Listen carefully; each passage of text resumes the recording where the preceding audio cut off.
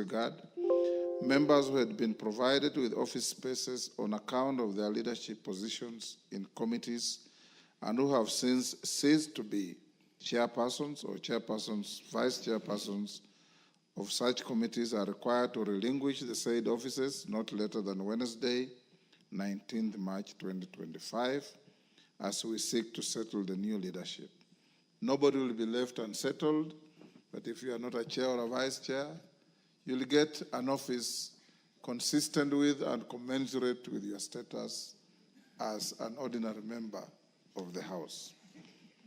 Finally, honorable members, on behalf of the leadership of the House and indeed on my own behalf, I take this opportunity to assure the new committee leadership of our joint support as they embark on undertaking the mandate in their committees. As leadership, we hope that the chairpersons and vice chairpersons will take a keen interest in the processing of House business and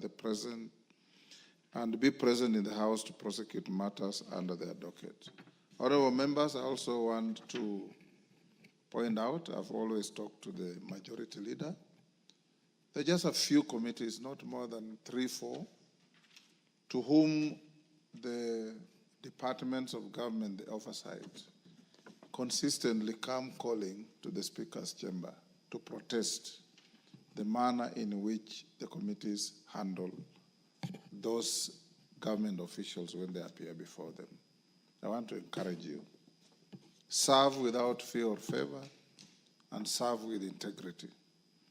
Avoid the temptation to have an illegal title within the committee of a member called a welfare member, so that you do not scare and cause issues that are not in keeping with the integrity that this House must have.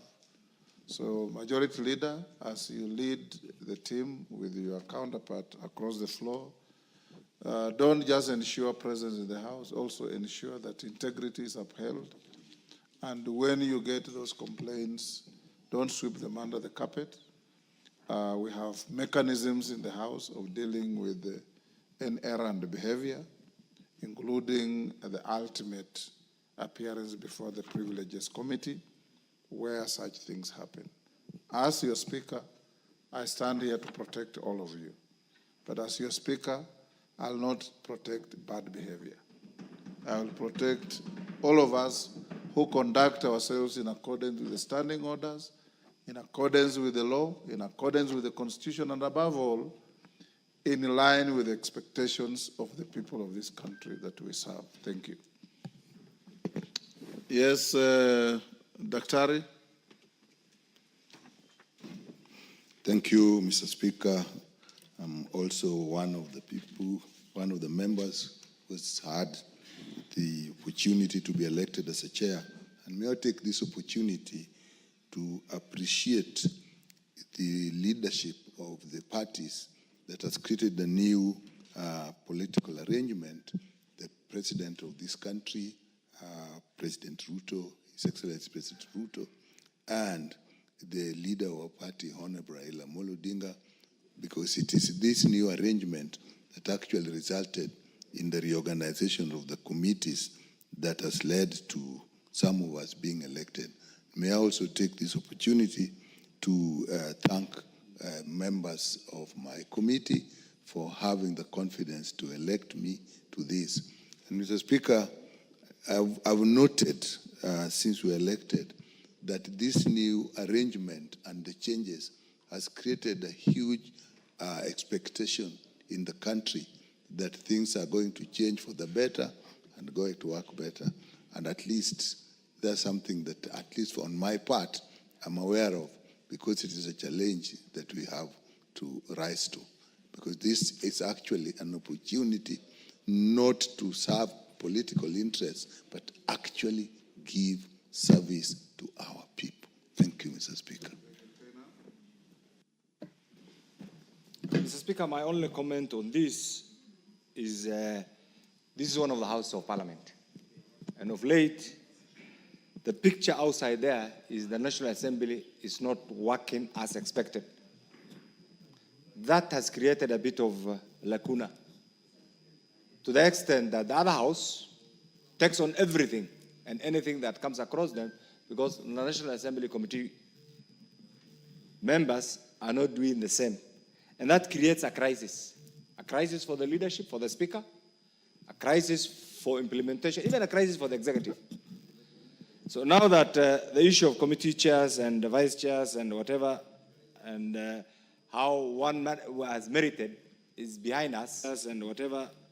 My only prayer, Mr. Speaker, under your leadership is this. Merited is behind us. Luckily for you and me and many others, we have been part of the making of the current constitution. And we understand what we meant to have as the mandate of the National Assembly and the Senate. I really want to plead with the leadership, in particular the leader of majority.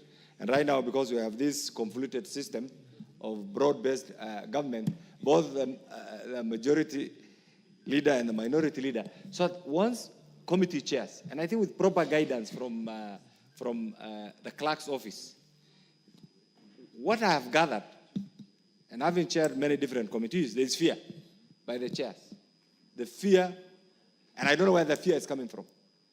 An issue that is 100% within the mandate of the National Assembly Committee goes to the other house. And you know the role of the other house. The members of the executive are now put in a very awkward position because there is no avenue for implementation of the same.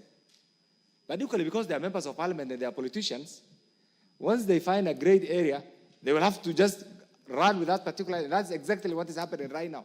So I want to believe with the majority leader. Can we allow the chairs and the vice chairs, and I know you have allowed it, and you have also been this, to exercise a bit of, and they should be encouraged. There is nothing to fear. As long as you follow the due process of law. Ultimately, the report that will be generated will come to the speaker. The speaker has to go through it. You know how, if it's